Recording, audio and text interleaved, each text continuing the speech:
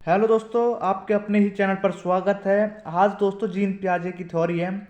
उससे पहले दोस्तों हमने सी टेट का जो जितने भी कोर्सेज में आते हैं चैप्टर वाइज हम करा रहे हैं। यदि आप प्लेलिस्ट नहीं देखिए तो आप हमारे चैनल पर प्लेलिस्ट वाले ऑप्शन पर जाइए दोस्तों। वहाँ पर दोस्तों आपको सी टेट का संपूर्ण कोर्स है वो आपको मिल जाएगा जैसे ही धीरे धीरे वीडियो अपलोड हो रही है। तो आज की वीडियो जीन पियाजे से संबंधित है दोस्तों। तो जीन पियाजे में क्या है आपका, ये स्विट्जरलैंड के मनोवैज्ञानिक थे। कहाँ के दोस्तों? स्विट्जरलैंड के मनोवैज्ञानिक थे। इन्होंने क्या थ्योरी दिया? कॉग्निटिव डेवलपमेंट थ्योरी, जिसको दोस्तों क्या बोलते हैं हिंदी में?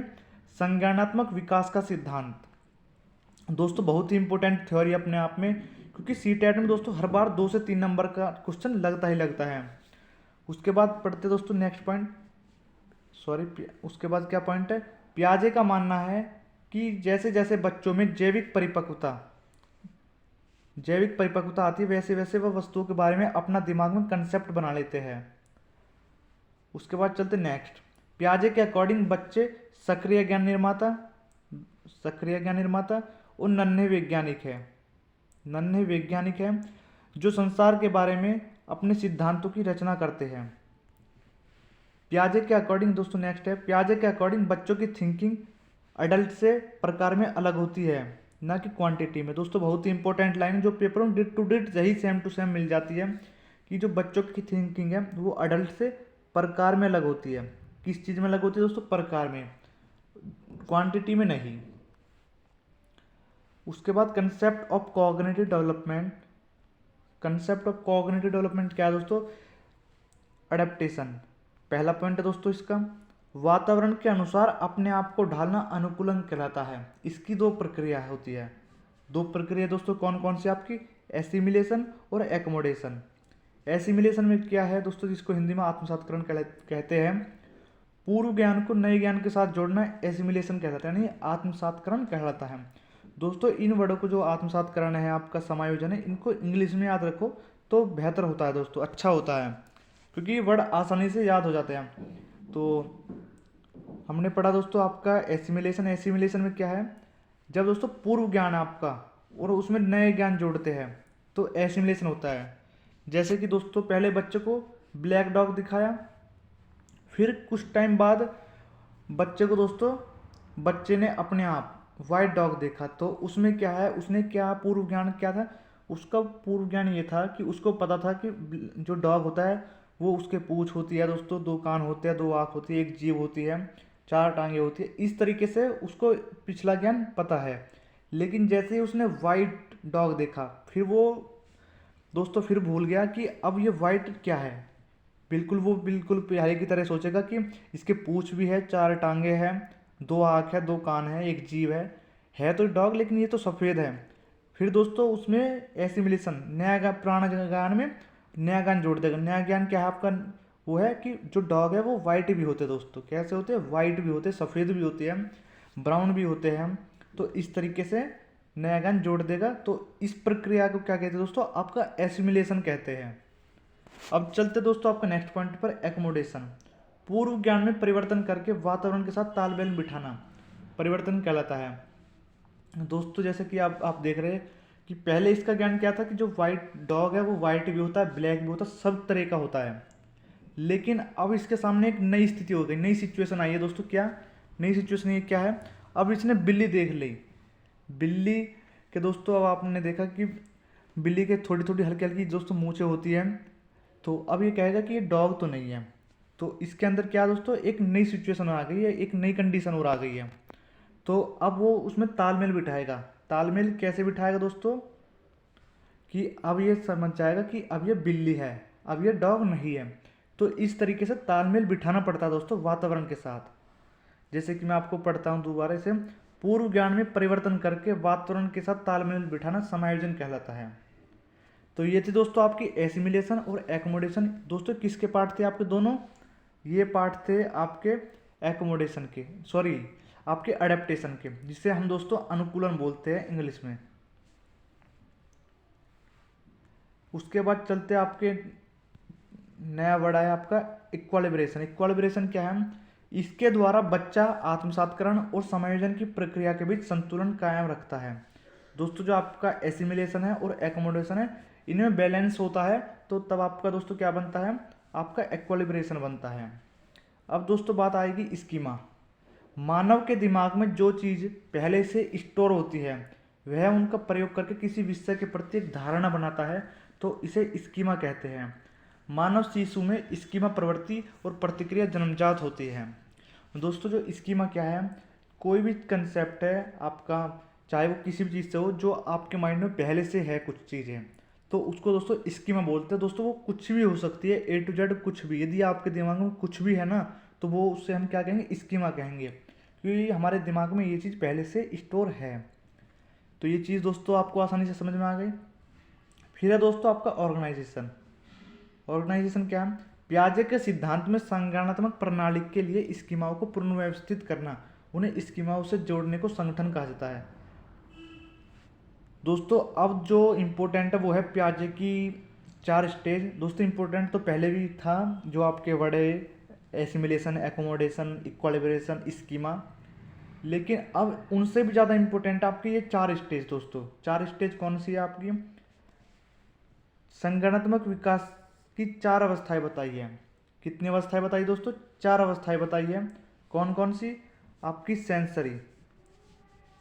दोस्तों मैं आपको बता देता हूँ, पहले दिखा देता हूँ। सेंसरी मोटर स्टेज, उसके बाद प्री ऑपरेशनल स्टेज। यदि दोस्तों आप इनको इंग्लिश में याद करें तो अच्छा रहता है, मैंने आपको पहले बताया इस चीज़ के बारे में। उसके बाद में आपका जो तीसरी स्टेज है वो कौन सी है, कंक्रीट ऑपरेशनल स्टेज। दोस्तों कौन से, कंक्रीट ऑपरेशनल स्टेज। फिर आपकी दोस्तों लास्ट स्टेज वो है आपकी फॉर्मल ऑपरेशनल स्टेज। इनके टाइम पीरियड भी दोस्तों इनके साथ साथ हैं, जिनको हम डिटेल में बातचीत करते चलेंगे। इनको दोस्तों एक एक करके पढ़ते हैं। जो सेंसरी मोटर स्टेज है, कौन सी स्टेज दोस्तों, सेंसरी मोटर स्टेज है। उसमें क्या है आपका,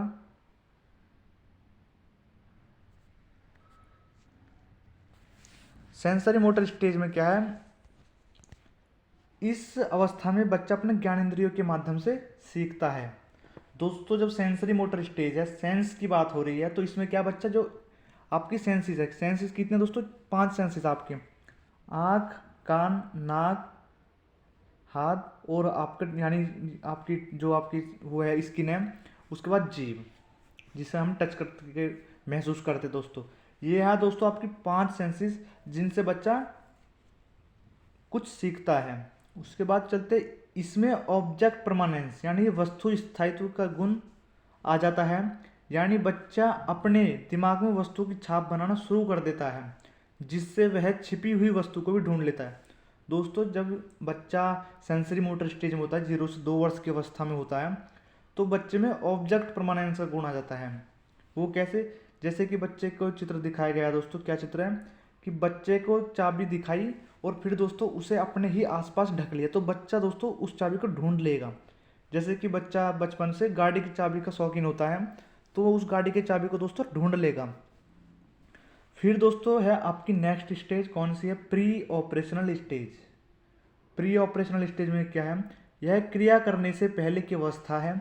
इसमें बच्चा सामने आने वाली चीज़ों को देख पाएगा, समझ पाएगा, लेकिन कोई क्रिया नहीं कर पाएगा, कोई एक्टिविटी नहीं कर पाएगा। जैसे इस स्टेज में बच्चा प्रतीकों का यूज करने में निपुण हो जाता है, यानी सिंबल्स का प्रयोग करने में। जैसे साइकिल शब्द सुनकर उसके माइंड में साइकिल शब्द की इमेज बन जाती है। कौन सी स्टेज में, प्री ऑपरेशनल स्टेज। इसका टाइम पीरियड है दोस्तों आपका 2 से 7। उसके बाद इस स्टेज में लक्ष्य निर्देशित व्यवहार, गोल डायरेक्टेड बिहेवियर की क्षमता आ जाती है। कौन सी क्षमता आ जाती है दोस्तों, गोल डायरेक्टेड बिहेवियर, लक्ष्य निर्देशित व्यवहार। जैसे बच्चे को भूख लग रही है दोस्तों, तो वो खाने की तरफ जाएगा किचन में कि मुझे भूख लग रही है। प्यास लगे तो वो दोस्तों पानी की तरफ जाने की कोशिश करेगा। इस तरीके से जो बच्चे का गोल डायरेक्टेड बिहेवियर करने लगता है। फिर दोस्तों आपके पॉइंट है एनिमीज। जब बच्चा सजीव और निर्जीव वस्तु में अंतर नहीं कर पाता, तो उसे क्या बोलते हैं दोस्तों, एनिमिज्म बोलते हैं। सेकंड पॉइंट है दोस्तों आपका ईगोसेंट्रिज्म। जब बच्चा यह सोचना शुरू कर देता है कि जो वह कर रहा है, सोच रहा है, वह सब ठीक है। ईगोसेंट्रिज्म में क्या है कि बच्चा क्या सोचता है कि जो मैं कर रहा हूँ वो सब ठीक है, वो सब ही मेरी तरफ से सभी कार्य ठीक है, वो सबको लगेंगे कि मैं ठीक कर रहा हूँ। इस तरीके से बच्चा कुछ मन ही मन में दोस्तों सोचता है, जिसे ईगो सेंट्रिज्म बोलते हैं, अहम केंद्रित। फिर है दो, फिर है दोस्तों आपका फिर है दोस्तों आपका इरिवर्सिबिलिटी। इसमें बच्चा वस्तुओं, संख्या, समस्या आदि का उलटना पलटना नहीं सीखता, यानी कि किसी चीज़ को उल्टा करना। जैसे कि बहुत ही एक अच्छा एग्जाम्पल है, वो किस तरीके से, जैसे बच्चा घर है, घर से स्कूल जा रहा है।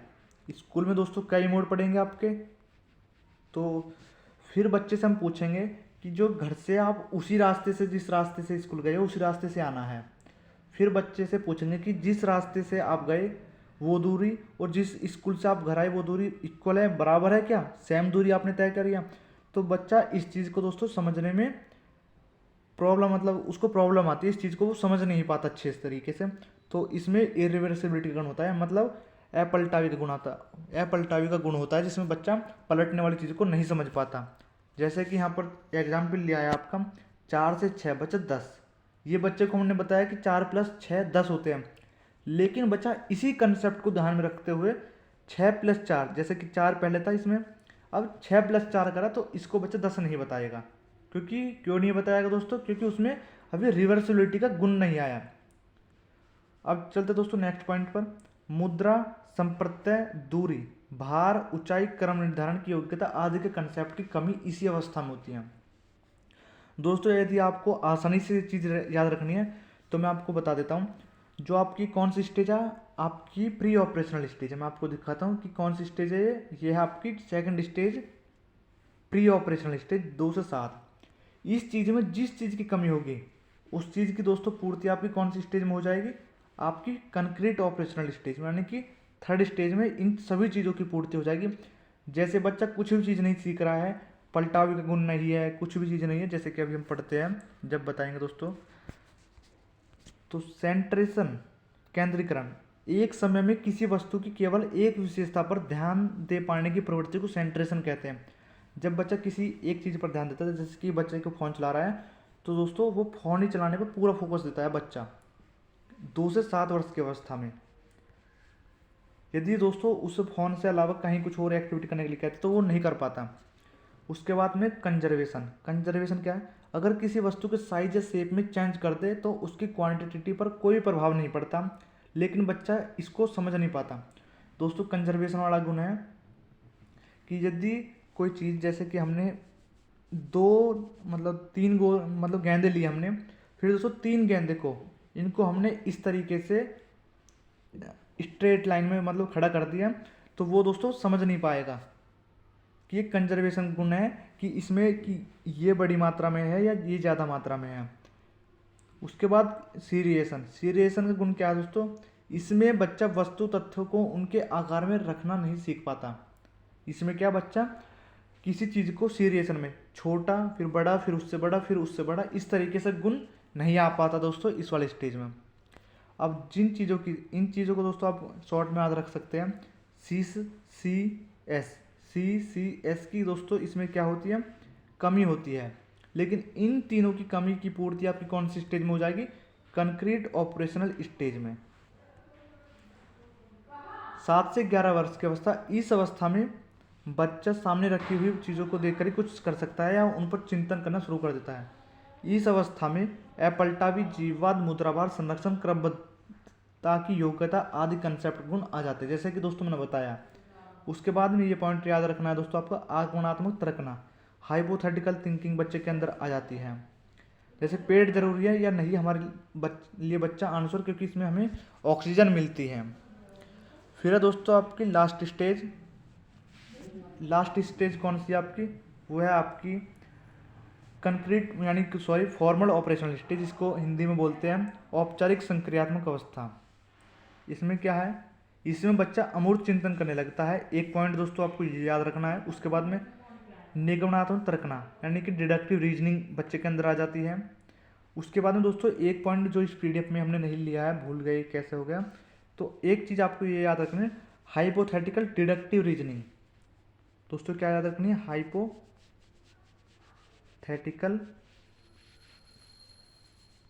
डिडक्टिव डिडक्टिव रीजनिंग पर आधारित होता है। जो फॉर्मल ऑपरेशनल स्टेज है वो आपकी हाइपोथेटिकल डिडक्टिव रीजनिंग पर आधारित होता है। दोस्तों इसके अंदर 3 पॉइंट, 2 पॉइंट ये रहे, 1 पॉइंट मैंने आपको बता दिया है। उसके बाद चलते नेक्स्ट पॉइंट पर, पियाजे के सिद्धांत की आलोचना। दोस्तों इसकी आलोचना की गई है, क्यों?